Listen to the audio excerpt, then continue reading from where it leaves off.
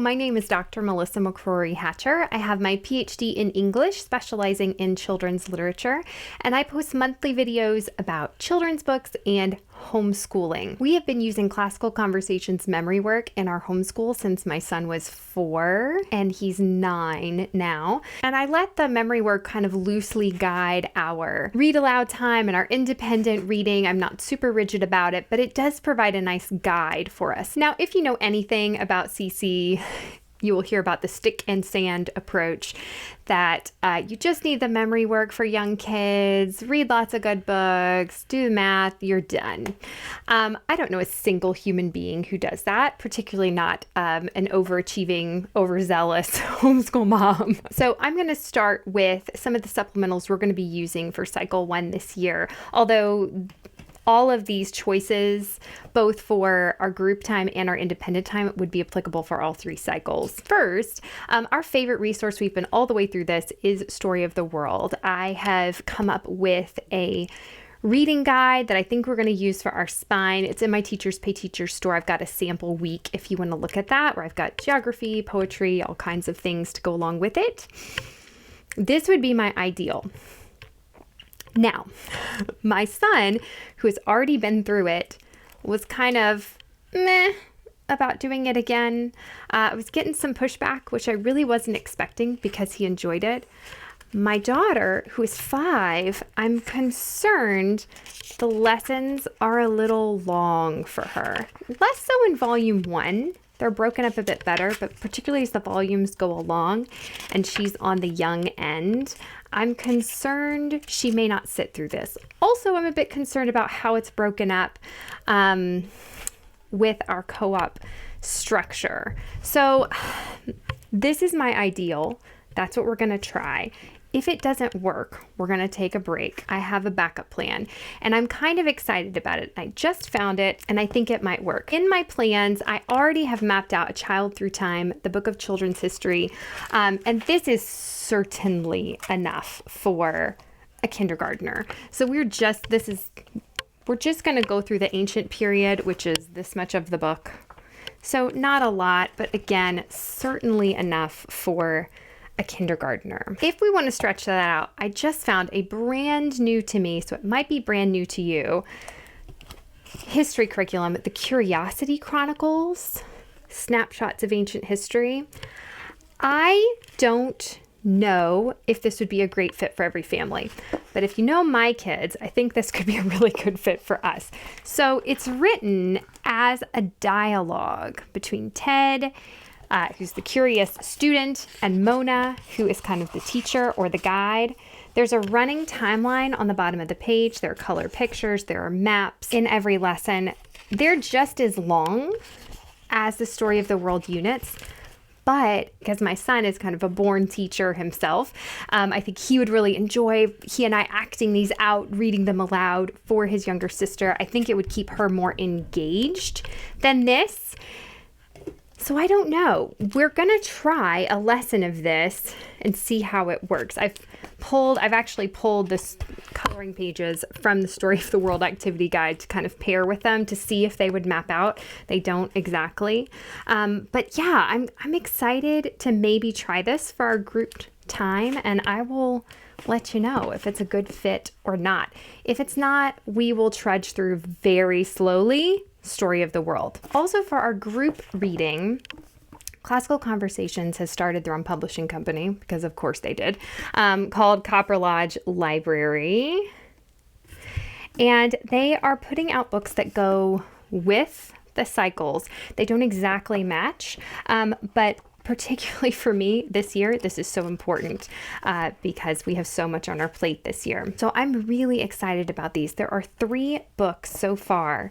The first one I wasn't interested in, is on the Kings of Rome. It kind of reminded me of like a Plutarch's Lives if you're a Charlotte Mason homeschool mom.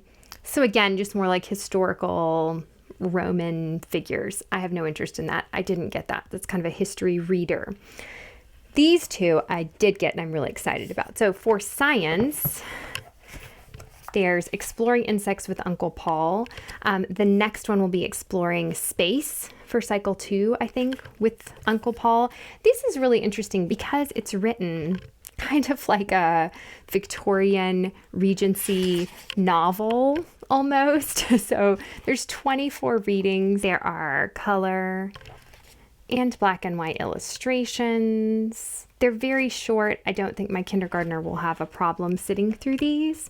And there's just one reading a week. And I'm really excited about this. I think this will be a fun. So again, not matchy-matchy with your memory work, but kind of thematically a good pairing. My oldest son loves bugs, loves insects. So this is going to be a huge hit with him for sure. From the CC Press, and I'm so excited about it. They already have these for the other Cycle 2 and Cycle 3. But this one's brand new. And I haven't seen a lot of flip throughs for those. I don't do flip throughs on my channel. It kind of gives me, the English professor in me just can't violate copyright in that way. But I think it's a wonderful, wonderful resource. So this is Ancient World Echoes. And it's a huge, thick book, again, with color illustrations, black and white illustrations. Just really beautiful art.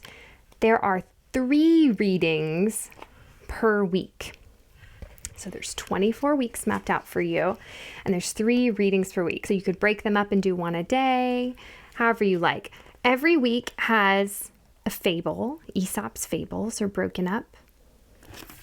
And these are really short, so your youngest learners can certainly sit through that. And there's 2 other stories. The great thing about this is they've pulled from so many different cultures. So we have a couple weeks on ancient China, and there's the story of Mulan, again, kind of kept in its poetic format, which is beautiful. There are several weeks on India, again, with ancient stories. A week on Tibet, of course, lots of Greek myths and retellings, a couple chapters on the Middle East. It's just wonderful. So I'm really excited to dig into this resource. Again, it's not identical matchy-matchy with your memory work week to week, but it's just a beautiful collection of ancient stories and fables that you can share as a family with even your youngest learners. So I'm really excited about this resource. Now, because my son doesn't want to do Story of the World again, for his independent time, his independent reading, I also just found, brand new to me, History Quest. This would be great to look into for CC families because it's on a 3-year history cycle. Hallelujah, which, as you know, most of the history programs on the market are not in 3-year cycles. This one is. The other thing I really like about it, this is certainly too long for my kindergartner to sit through these passages. Each lesson is broken into, see, they're a little longer. Each lesson is broken into 2 parts. So Story of the World has shorter, but they're kind of randomly broken up. Sometimes it's 3, sometimes it's 4. So it's hard to map out. Whereas this is 26 chapters with 2 lessons each. So it's a little easier to block out. There are black and white illustrations, just like Story of the World. I think this book does a much better job of the timeline, of keeping the dates straight. Whereas Story of the World doesn't, and it's a huge problem, I think, particularly in the later books, kind of gets on our nerves. So we're going to try this for my son's independent time. I am pre-reading this right now. I'm not very far.